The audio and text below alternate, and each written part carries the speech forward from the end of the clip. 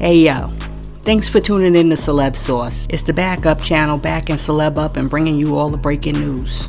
By now, you've already heard that DJ Akademiks signed a deal with ultra-conservative platform Rumble to create hip-hop content for their platform. As part of the package, Akademiks was invited to attend a UFC 187 fight in Miami, where he met and took a picture with Donald Trump. After meeting Trump, Akademiks made a video about the meeting called I Did That, and he boasted about how happy he was to meet the man, the myth, the legend, Donald Trump. Check out what DJ Akademiks had to say. Anyway, I still got a chance to chop it up with Trump afterwards. I dapped him up.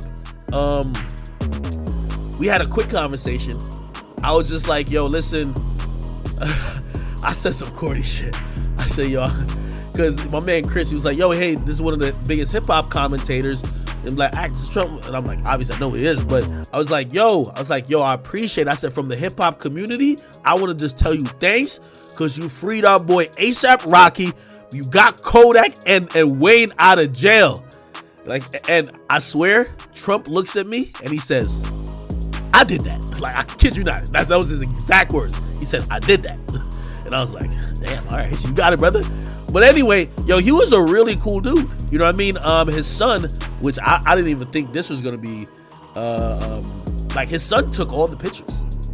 And his son took pictures of me and him. Like, even that picture you see, his son took it. I think he airdropped it to, like, the CEO of Rumble, and he gave me the picture. But yeah, it was kind of cool. Like, it was kind of cool watching Trump was right there. Mike Tyson's right there. Kid Rock is right there. I'm sitting right next to Logan Paul.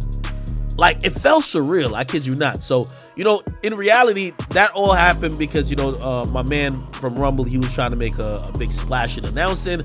I wasn't getting announced that day, but he still showed me a lot of love. And I think it was dope, you know what I mean? So that's how the picture got taken.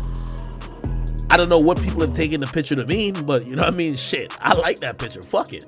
Listen, I don't know, like, who voted for DJ Akademiks to become the United States ambassador to hip-hop, or who, like, gave him authorization to speak on behalf of the entire hip-hop community, because I sure as heck would not be wanting to say thank you to Trump for nothing. And I know there's somebody out there who's gonna be like, but Sauce, Trump got a whole lot of black dudes out of jail.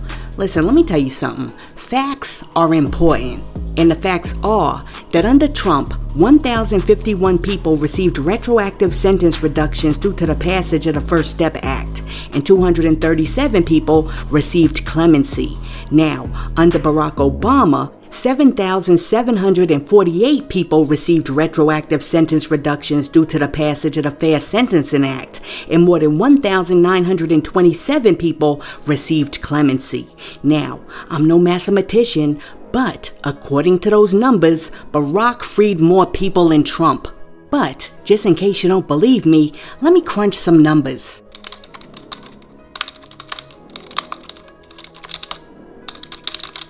Yes, just as I suspected, Barack freed 8,387 more people than Trump. And yes, Trump did free A$AP Rocky, Kodak Black, and he pardoned Wayne. But we ain't back in 1871, and we ain't doing the 3/5 compromise, so freeing rappers don't count no more or less than the thousands of men and women that Barack freed. Look, when somebody does something, you gotta question the motive, cause doing a nice thing doesn't always mean that the intentions behind it are good. So in my opinion, Trump freeing rappers is like pedophiles giving kids lollipops. They do it to lure who they want closer to them, for personal gain, and these dudes like Akademiks are falling for it. Listen, let me know what you think about DJ Akademiks signing with Rumble, and also getting open off of meeting Trump. Let me know in the comments. Now, check it out. During a recent interview on Good Morning America, Denzel Washington was discussing how when he was younger, the Boys and Girls Club of America changed his life, and that's why he now serves as the club's national spokesperson. Denzel also spoke about how the small interactions that he's had with the kids at the club over the years could potentially change their lives forever. When discussing one particular encounter that he had with a kid at the Boys and Girls Club back in the day, Denzel said, quote, "I met a kid in Toronto who came up to me and was fascinated because I was this star, and he wanted to talk to me, and he couldn't believe that he met me. Well, 10, 15 years later, he came up to me and said, 'You don't remember when you met me?' I said, 'No, his name was Drake.' And he said, what I said to him, he never forgot." End quote. See, that right there is amazing because you never know the impact that you have on other people's lives. And sometimes it's the small things that turn out to be big. So I think it's really special that even though Denzel was a big star, he took the time to talk to little Drake.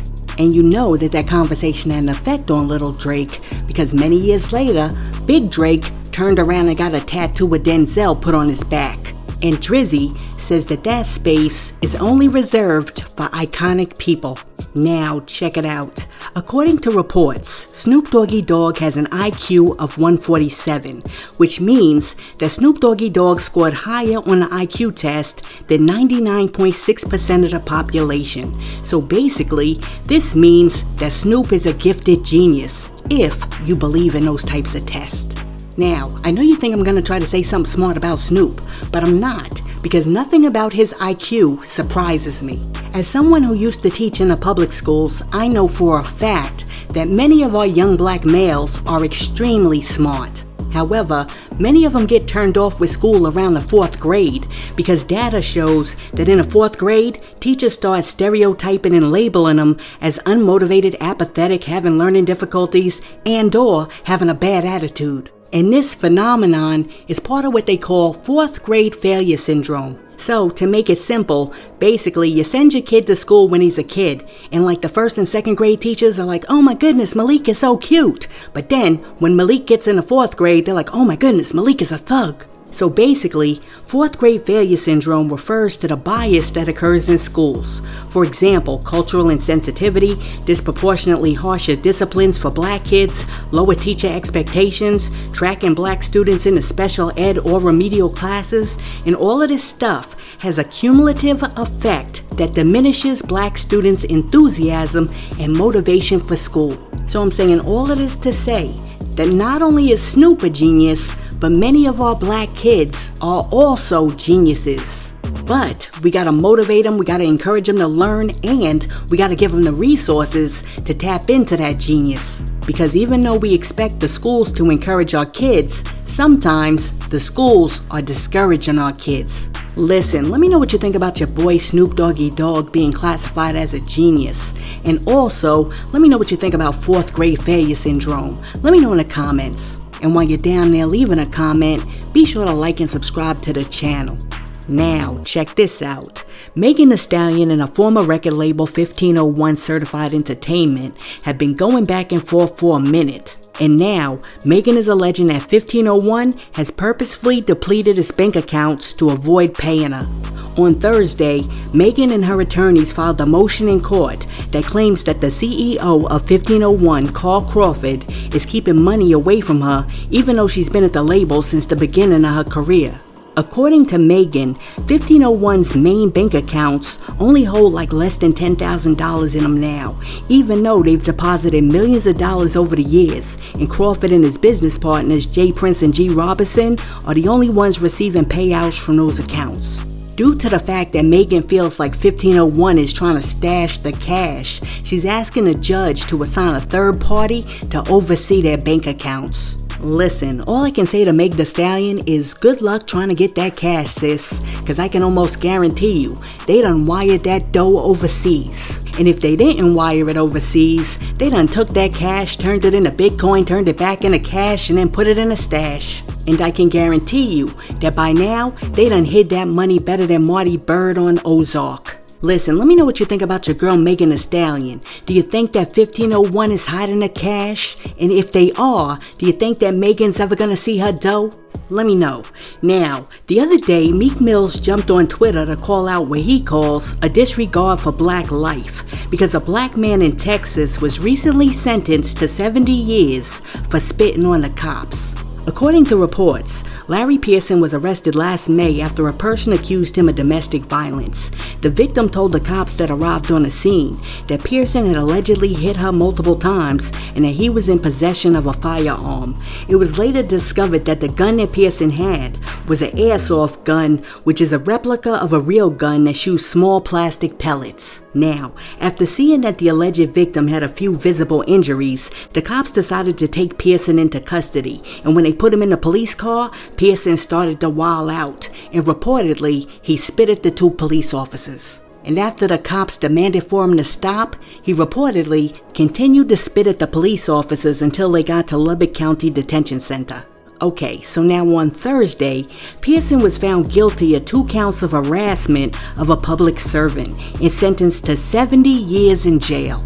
Now mind you, I didn't just say 7 years in jail or 17 years in jail, I said 70 years in jail.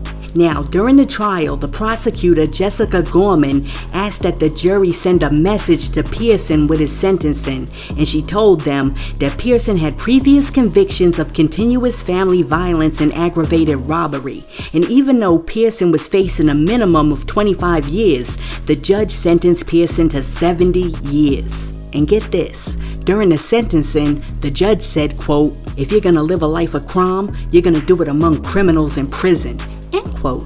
Now, after sharing that this dude got 70 years for spitting, Meek Mills jumped online and he said, quote, "Nah, this action level. Ain't no way they could give us that much time for a misdemeanor like spitting. I don't care what they gonna try to say his record is. No regard for black life in that courtroom," end quote. Listen, I agree with Meek because 70 years is ridiculous for spitting, and I don't care what the dude did in the past. If he went to prison for those actions, then he shouldn't still be paying for them now. I mean, the Constitution says no double jeopardy, which means that you can't be tried for the same crime twice. So the prosecutor getting up before the jury and rehashing all of his past convictions is almost like she's trying to make him pay for everything that he did in the past. Look, I'm not naive, so I'm sure that this dude deserves some time. But I mean, 70 years? 70 years for spitting at the cops? I mean, that is bananas, especially when you think about the fact that Pop Smoke's murderer got 4 years. I mean, for real, something's gotta give, because the disparity in these prison sentences is freaking atrocious. You remember Latasha Hollins, the 15-year-old girl in LA who was shot back in the day by the Korean grocery store clerk that accused her of stealing milk? The owner was sentenced to community service, probation, and a fine. I mean, let's keep it real. Do you remember Oscar Grant? The 22-year-old black man that was shot and killed by the cops at the subway station while he was on the floor in handcuffs. The cop that killed him was found guilty of involuntary manslaughter and sentenced to a few months with time served. Now, I could keep going because I can also remember when Paris Hilton was caught with cocaine in Las Vegas, and despite having an arrest record, she was sentenced to community service. Listen, all I'm saying is that if we're gonna be giving out sentences, we need to be giving out fair and equal sentences, and nobody should get 70 years for spitting on a cop. Listen, let me know what you think about this dude getting 70 years for spitting on the cops, and also let me know if you agree with Meek Mills. Was there no regard for black life in that courtroom? Let me know in the comments. And hey yo, thanks for tuning in to Celeb Source, your source for celebrity news. Be sure to like and subscribe to the channel. Peace.